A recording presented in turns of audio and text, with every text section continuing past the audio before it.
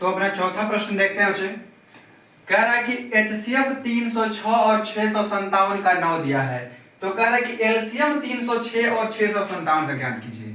मतलब दो संख्याएं हम लोग को दे दी गई है, पहली संख्या 306 है और दूसरी संख्या 657 है। कह रहे कि इन दोनों संख्याओं का HCF दिया हुआ है, तो कह रहे कि इन्हीं दोनों संख्याओं का LCM क्या होगा।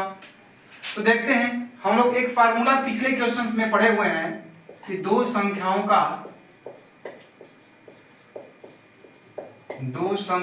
का गुणनफल बराबर HCF इंटू LCM।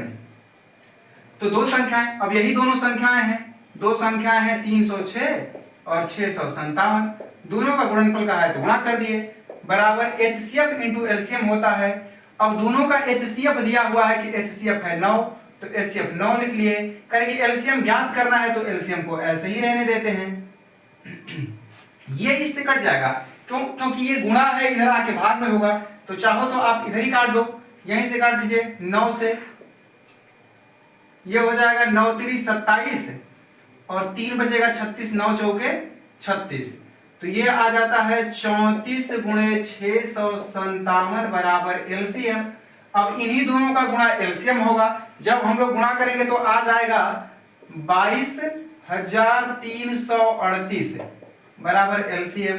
अब LCM को हम लोग लिख लेते हैं, पहले इसको बाद में लिख देते हैं। तो LCM हम लोग का आ गया हो 22,338, ये हम लोग का आंसर होगा। अब अगला क्वेश्चन पांचवा देख लेते हैं।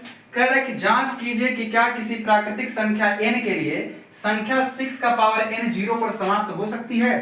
कहने का अर्थ यह है कि अगर n एक प्राकृतिक संख्या है, जब n प्राकृतिक संख्या है तो हम लोग जानते हैं कि गिनती की सारी संख्याएं प्राकृतिक संख्या होती है। n का मान 1 2 3 4 5 डॉट डॉट डॉट इनफाइनाइट तक कुछ भी रख सकते हैं।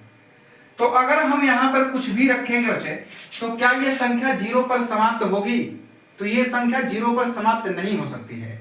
अब आपका क्वेश्चन होगा कि आखिर ये हमें कैसे पता चल गया ये संख्या 0 पर समाप्त क्यों नहीं हो सकती है?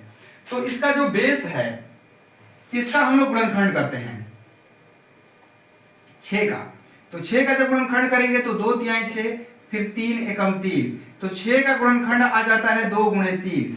ठीक है, तो सबसे पहले हमें यह जानना होगा कि आखिर वह कौन सी संख्या है जो 0 पर समाप्त होती है। तो किसी भी संख्या को 0 पर समाप्त होने के लिए उसके गुणनखंड में 2 और 5 आना अनिवार्य है। जैसे हम देख लेते हैं, जैसे 10 है, ये संख्या 0 पर समाप्त है, तो इसका जब हम गुणनखंड करेंगे तो ये आ जाएगा 2 गुणे 5। देखिए इसके गुणनखंड में 2 और 5 आ रहा है। जैसे अगली संख्या 20 को लेते हैं, ये भी 0 पर समाप्त होती है, तो इसको हम लिख सकते हैं 4 गुणे 5। ठीक है, 4 को फिर हम लिख सकते हैं 2 गुणे 2, 2 गुणे 2 लिख सकते हैं। तो देखिए केवल 2 और 5 आ रहा है, तो कोई और भी संख्या आ सकती है, लेकिन उसमें 2 5 रहना जरूरी है। बिना 2 और 5 के हम लोग 0 बना ही नहीं सकते हैं। जैसे अब 30 देख लेते हैं बच्चे, 30 हम कह देंगे 6 5 30 होता है, 6 को हम लिख सकते हैं 2 गुणे 3 और ये हो जाएगा 5, 2 5 इसमें भी है। तो अगर कोई संख्या है उसके अगर गुणनखंड में 2 और 5 आता है तो वो संख्या 0 पर समाप्त होगी, अन्यथा नहीं होगी। लेकिन हमने 6 का जब गुणनखंड किया तो हमने देखा कि इसमें 2 तो आ रहा है लेकिन 5 नहीं आ रहा है, अतः यह संख्या 0 पर समाप्त नहीं हो सकती है। कैसे लिखेंगे हम लोग? लिखेंगे कि 6 के अभाज्य गुणनखंड में 2 व 5 नहीं आता है,